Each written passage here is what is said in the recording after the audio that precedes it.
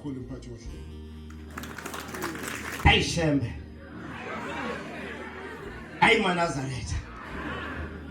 Baba, Nkosi yamakhosi.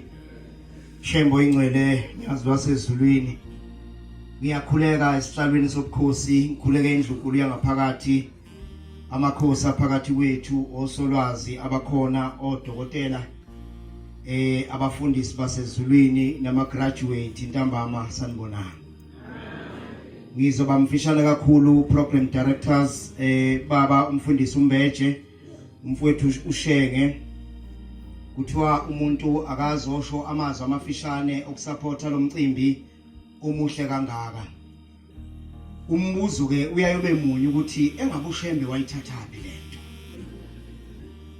Uma singakayitholi impendulo bese ucabanga ukuthi umuntu ofuna ukuyijeka lento engazazi izimpande zayo ufuna ukuthi kwenzeke kanjani. Silapha ke babumeya usuphumile sinodokotela bakhona phakathi komuzi. Uma ebhala uBombela isitimela samampondo indlamhlathi kaMayekisa unomlethi kaMadinani izizwe zonke zithi mlethe. Uma ebhala emthandazweni wakhe wokuvuka lapha kuverse 21 ke athi ekupheleni kwalomthandazo thabatha igeja ulime ngoba uzophila ngakho. uShembo khona manje ohlele esihlalweni utransforma igeja leya steel structure nogodo uyayitransforma uyibeka in a form of education. Kunjani ngifuna ngikhuluma isingisi baphathi bohlelo. Ukhuluma isingisi ke phambi kwezulu buye ungazi noma kuzothiwa siyambusisa umfundisi wenkosi ngezingisi asikhulumileyo. uShembo sesihlalweni utransforma leliya geja belingena enhlabathini. Uyalithatha ulibeke encwadini ukuthi umuntu omusha uma ezozi equipa ngemfundo bese eba nezingqabu zaleli bandla babumeya lapho khona kusho ukuthi uma nenza yo consultative meetings nemphakathi abantu abasha bamaNazaretha will contribute kuma policy developments are informed by inkolo. Okusho ukuthi ayikho ipolicy kahulumeni uma laba bantu abasha bezongena kuma structures ezothi akwenzeke into engekho emthethweni kaNkulunkulu. Laba bantu abasha njengoba befunda inkosi yamaNazaretha yenza isiprofeto sokuthi abafundiswe. Yayazi ukuthi kuyofika isikhathi la izotransforma khona igeja into education. Uzokwazi ukulima ngeeducation yakho uthole okuzokuphilisa. Ithi inkosi yamaNazaretha esesihlalweni unyazi nasezulwini imivula lomcimbi ihlabelela ingoma ebu208. Kune verse elapha kunumber 4 elithi thuthuka thuthuka kuNazaretha izizwe zomile. Okusho ukuthi uma umuntu omusha egraduate bese thola isibusiso senkosi yamaNazaretha unyazi lwezulu uphenduka umthombo ozophuzisa izizwe ezomileyo. Okusho ukuthi uma uwumthombo ophila ngaphansi kwesisekelo sobuNazaretha awuzukuba umthombo ozogeleza amanzi angcolileyo kodwa uzoba umthombo ozogeleza amanzi amnandi azoba ukuphila kubantu. Imiqhubeka ke lengoma ithi zifuna ukuphuza kuwe zikholwe zichichime ngezwi lakho. Muhle ke umuntu othe efundile aphinda akholwe ngoba lo muntu kusho ukuthi uma econtributor noma ngabe isiphi structure kuso uzobe contributor ngomoya kaNkulunkulu.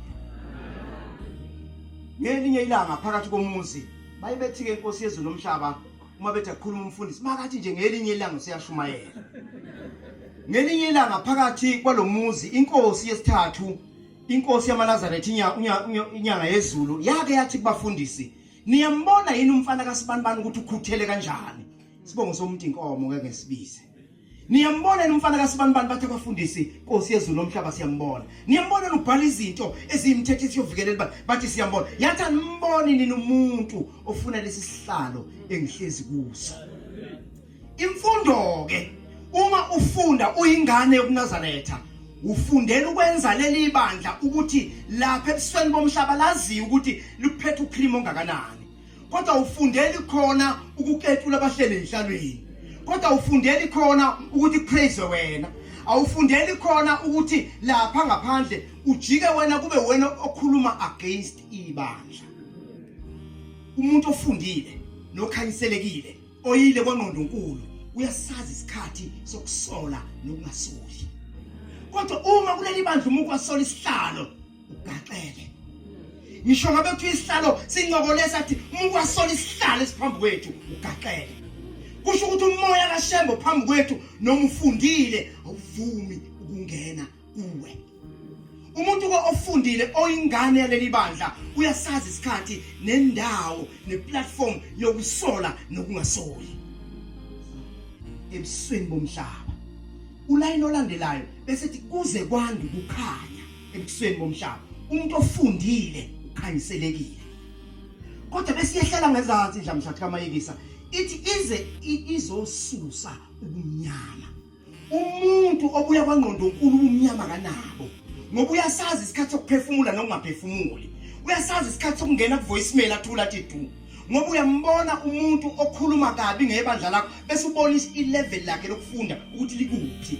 Bese ubona ukuthi no lo uma ngingaphikisana naye bese kufika omunye umuntu akazukubona ukuthi ubani oyiko lokuliyile kwaNgqondonkulu nongayanga.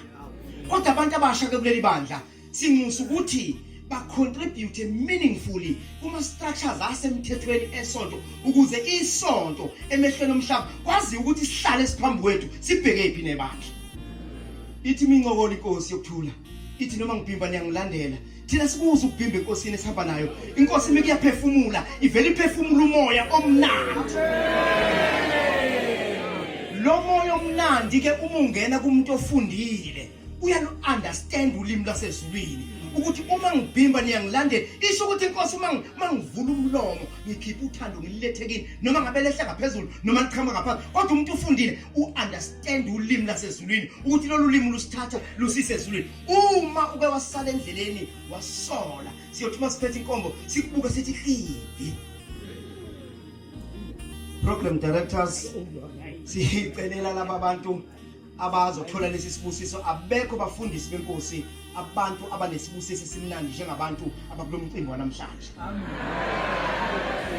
Uma inkosi yamaNazaretha unyazi lasezulwini luphefumulela umoya kithi sonke silapha sengathi uNkulunkulu ke engakhumbula amakhaya esisuka kuwo. Amen.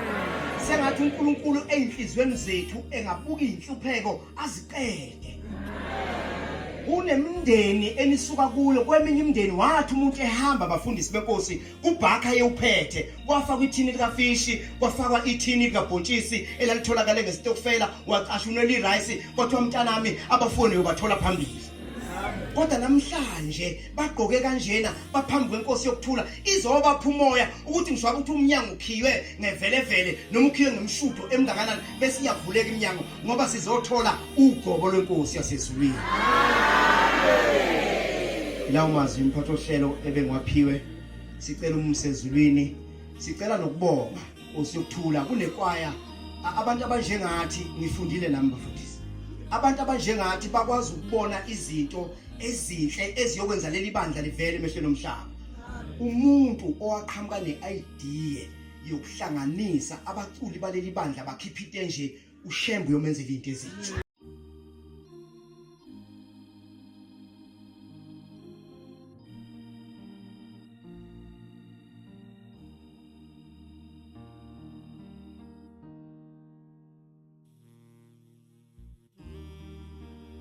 Sibonge kumfowethu wendaba enkulu phakathi abathatha lo mcimbi bewuse emehlweni omhlaba ukuze abantu babone ukuthi uShembe uvele ezulwini avele ngequality. Hayi kusuke mina nje nefoni yami enentuthu ngikhipha ishudu uShembe.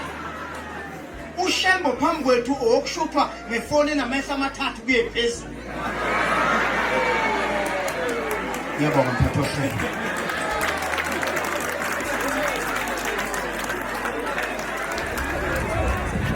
nama-PhD lokusibona nje semasha zabo ahlonishwanga ngawo sawafundela indaba enkulu-ke lesibhamu kwakhe asikhule bafowethu.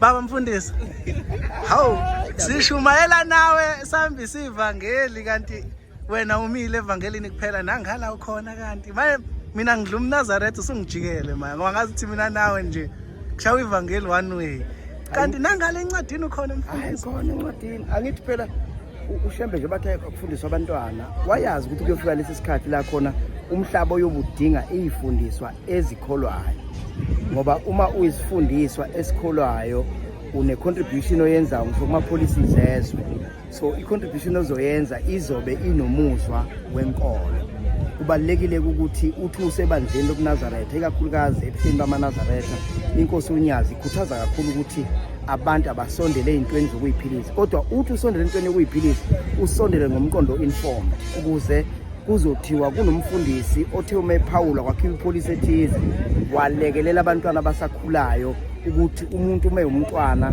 efundile ekholwa ucontribute meaningful empilweni nasezweni aphila kusona. Shembe ngize kuthiwa ingane zaleli bandla lezi ziba pressure to get married imfundo ibekwe emuva manje uyangithusa ke masuka nje ngoba phela ngathukile la waba nawo umntwana waleli bandla nje ubusuku lesigaba okusona kuyiqiniso kangakanani ukuthi ugana kuphela nje kuleli bandla kungayinkulumo ebikhona ebidominate not ukuthi ibiyiqiniso kwesinye isikhathi amanga angachaziwe ahamba ibanga elide kuneqiniso uma ngabe selivela so kubalekile kwesinye isikhathi ukuthi sikuveze kubantwana abakhona kakhulukazi einhlakeni ezikhona njengonabasho naTesa njalo njalo ukuthi as much as ukugana kuyinto umuntu osekabekelwe yona noma ukuganwa kusuke kuyinto umuntu abekelwe yona kodwa ekugcineni ukuyithuthukisa ngaphambi kokuthi ufike kuleso sigaba somshado ukwazi ukuyimela ungakwazi ungathekeli ngesimanga sokuthi usuhluswa ukuthi sokunomuntu oseseduze kwakho oseyipart of your life kodwa egcineni awukwazi ukuyisustain uphila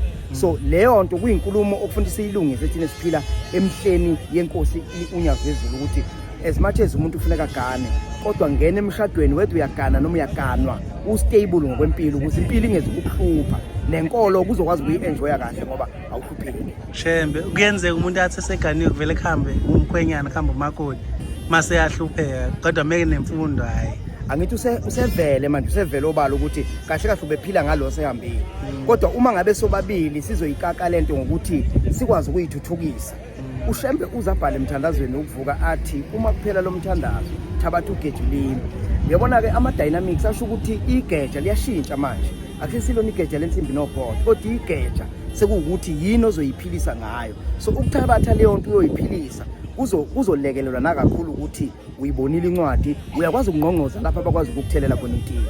Hayi siyabonga hayi mfundisi wenkosi siyabonga mfundisi wenkosi hawu manje mina ngiyaxakeka ukuthi khona unabo ki urich mfundisi awuthi kanikeza umama sekhaya umama wasekhaya mfundisi cha ngicela ukubuza nje out of the blue ne why unemoto awuswele lutho mfundisi we deputy director kamasipala as far as I know you rich in a way yabo ungasho ukuthi awukho rich because uhamba why ngizokubuza umbuzo engathi ngisitha sakho kodwa ngifuna ungiphendule ngeqiniso kuleli bandla khona abafundisi akuthiwa bathatha intweni abanye you are rich why uzongenelela i-competition yemoto kodwa kubonile ukhipho futhi bemoto what's the logic behind ngikubuza nje ngesitha sakho ngicela uphendule ke without ukulwa nami kodwa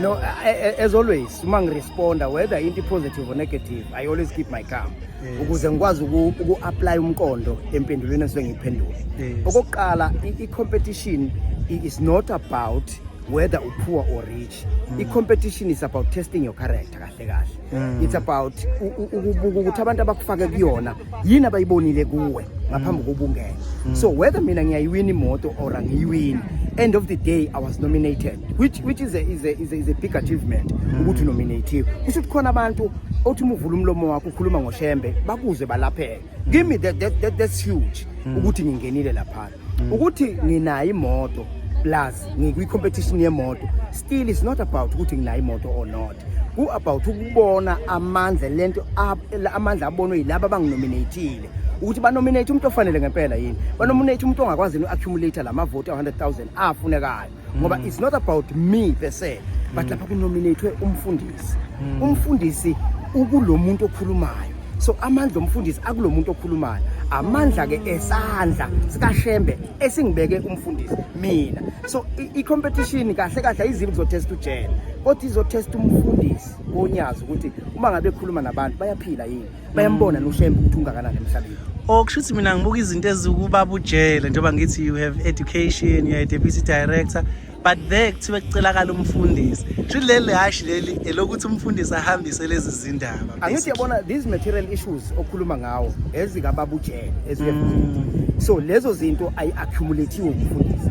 Into enga-accumulate umfundisi ukuphila komuntu nayo ke i-spiritual accumulation kamfundisi. Batheka abantu ngoba le accumulation siyayibona.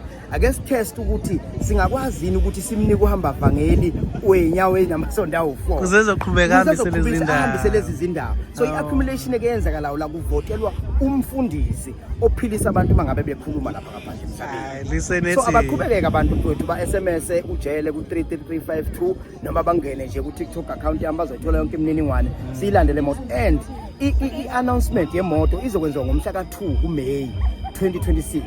Ilanga elikhulu lesikhumbuzo senkamhlathi kaMayekisi. Yes, isikhumbuzo senkosi enkulu uNdlamhlathi kaMayekisi. So uma ngahle kuthiwa umfundisi weNdlamhlathi kaMayekisi akayitholanga imoto because abantu bebandlela qalwa iNdlamhlathi kaMayekisi eyo announcewa ngesikhumbuzo sakhe. Bisho ukuthi akufeyilanga umfundisi weNdlamhlathi kaMayekisi kodwa kufeyile amaNazaretha ebandla leNdlamhlathi kaMayekisi egcobela umfundisi okhuluma okuthiwa kavotela. Shembe kodwa awulimiti kumaNazaretha kuphela, wonke umuntu onothando lokhu kuvotela ngavota. Angithi nje inkosi yamaNazaretha uNyazi Bezulu imikhuluma epulpit noma ngabe ikhuluma kuphi ilalelwa abantu bamahlelo ahlukahlukene nesibusiso. uShembe akakhethi ukuthi lo yiNazaretha lo akasile. Nami ke njengoba ngithunywe inkosi yamaNazaretha angikhethi mina ngisho ngabe kuthiwa kuhamba umuntu emhlabeni uma ngabe kuthiwa kufuneka afihlwe lo muntu ngenza umsebenzi kaShembe. Nalapha ke ngishivoti ngoba uyaphila nomuntu oyisukela ehlelweni lakhe ngisuke ngicela ivoti kulo muntu ukuze sizwe accumulation yomfundisi kaShembe ayifanele. Siyabonga ngani makhono okusalayo nomfundisi. Akukho kusala ucela nje ukuthi abantu asivote kudinga amavoti awu100,000 and above sibaningi singabantu abamnyama singakwazi ukwenza lokhu. Yingakho ngingagcweli kakhulu ngithi sibaningi singamaNazaretha ngoba kuzobe ngazi ukuthi abanye ababalekile kodwa singabantu abamnyama singakwazi ukuyenza lento. Ne business idea ke yayo le competition inomuntu wesifazane behind and i-business model yakhona uyayibona ukuthi icatshangile. So as much as ngizoyiwina minimum but kunomuntu osupport i-business model yakhe ukuze akwazi ukuphila sustain nengane zakhe. Kumqondo nzima lo. Hayi lisenethini anganoma useqedile umfundisi but end of the day ngicathi ukubeke konke nje kwacaca umfundisi. Hayi siyabonga. SMS jele 2 33352 abathathu no5 no2 noma ungilandeleke einkundleni zokuxhumana uzothola wonke ama. How far are we now in terms of amavoti? We reached 10,000 kuzo announce i-top 5 just after iphasika. So ngokuyibalela okurafi okuseceleni sesihambile khona kodwa akakabi enough ukuthi singawureach u100,000. So izophuma ke top 5 nabafundisi abawu5 okusho ukuthi lapho kuzobe sikuphushwa ngempela ekuthenini uma sekuyiwa kumhla ka2 May kuzobe sekudinga ngempela ukuphushwa lokhu kwe kick of the dying horse. Siyabonga. uDr Mthiyane wakwaDlangezwa ethempelini laseWozawoza endaweni Sempangeni. Uyabe yisenior lecturer eNorthwest University eMahikeng. Shembe sibiziwe Northwest Elochenatheza sibiziwe.